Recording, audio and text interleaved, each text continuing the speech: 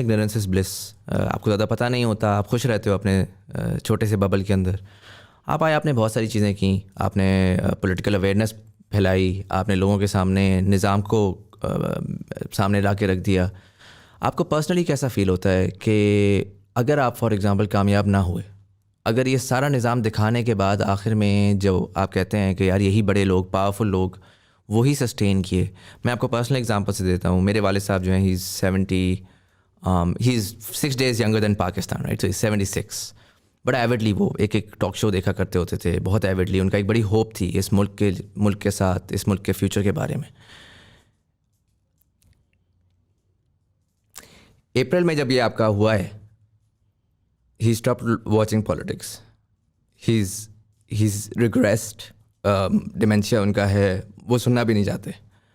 میں نے دیکھا ہے کہ ان کی ہوپ گئی ہے تو اس کے ساتھ ان کی کس حد تک وہ ریگریس کی ہیں.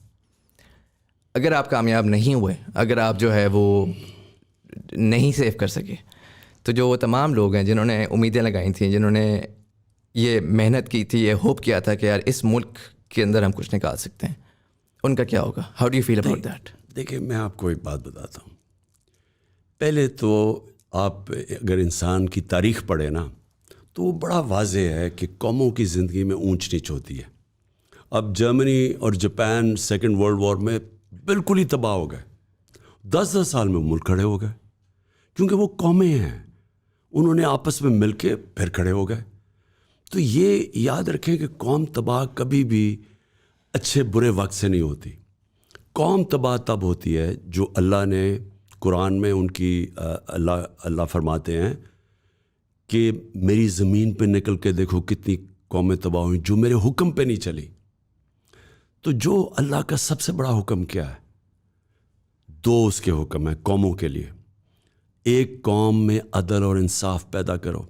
حضرت علی کا قول ہے کفر کا نظام چل جائے گا لیکن ناانصافی کا نظام نہیں چل سکتا. جب آپ قوم کے اندر انصاف نہیں پیدا کرتے تو جو ظلم کا نظام ہوتا ہے وہ نہیں چلتا. یہ اللہ نے قرآن میں, اور مثالیں ہیں کئی. فرعون کی کیا تھی؟ فرعون کی جو ساری کہانی ہے حضرت موسیٰ اور فرعون کی, ظلم تھا اس کا, اس کے خلاف حضرت موسیٰ کو بھیجا. یہ سارا جو ظلم کا نظام پاکستان میں آ گیا ہے, یہ ہم لڑنا پڑتا ہے اس کے. میں حقیقی آزادی کی جو بات کرتا ہوں, یہ ظلم اور ناانصافی سے آزادی ہے. یہ کوئی پلیٹ پہ نہیں دیتا. یہ ہمیں مایوس ہو کے اگر ہم سمجھیں گے گھر بیٹھ جائیں گے, یہ ملک ٹھیک نہیں ہوتا. قرآن میں اور اللہ نے کہا ہے میں کبھی کسی قوم کی حالت نہیں بدلتا جب تک وہ خود اپنی حالت بدلنے کی کوشش نہیں کرتی. ہم اگر چپ کر کے بیٹھ جاتے ہیں اور یہ ظلم قبول کر لیتے ہیں, ہم ختم ہو جائیں گے. ہم جینوئن کراس روڈز پہ پہنچ گئے ہیں. اللہ نے ہمیں چیلنج کیا کہ اب تم کیا کرو گے؟ کیا تم چپ کر کے ہار مان جاؤ گے, یا تم اپنی حقوق اور انصاف کی جنگ لڑو گے, حقیقی آزادی کی؟ میری جو ساری زندگی کی ٹریننگ ہے, میں آپ کو آخر میں بتاؤں. اچھا, اس کے دوسرا جو چیز ہے وہ امر بالمعروف. اللہ کا حکم ہے کہ اچھائی کے ساتھ کھڑے ہو. اللہ نے کبھی آپ کو یہ اجازت نہیں دی نیوٹرل رہنے کی.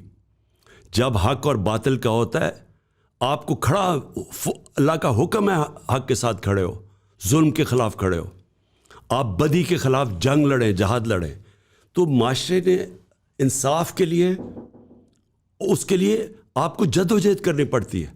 اور دوسری چیز کہ دیکھیں, میری ٹریننگ ساری ہے کہ جب میں میچ کھیلنے جاتا تھا تو میں ہمیشہ سمجھتا تھا کہ میں جیتوں گا. 2 مائنڈ سیٹ ہوتے ہیں. ایک میچ میں انٹر کرتا تھا کہ میں ہار نہ جاؤں, اس کے سارے نیگیٹو کہ جو میں ہار گیا تو کیا ہوگا. میں کبھی ایسے نہیں سوچتا. میں سوچتا تھا کہ اگر جیت گیا تو میں کیا ہوگا.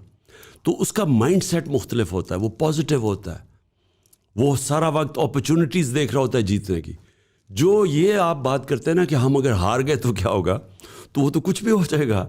ہارنے تو آپ کا سارا نیگیٹو ہوتا ہے, آپ ڈر کے زندگی گزارتے ہیں.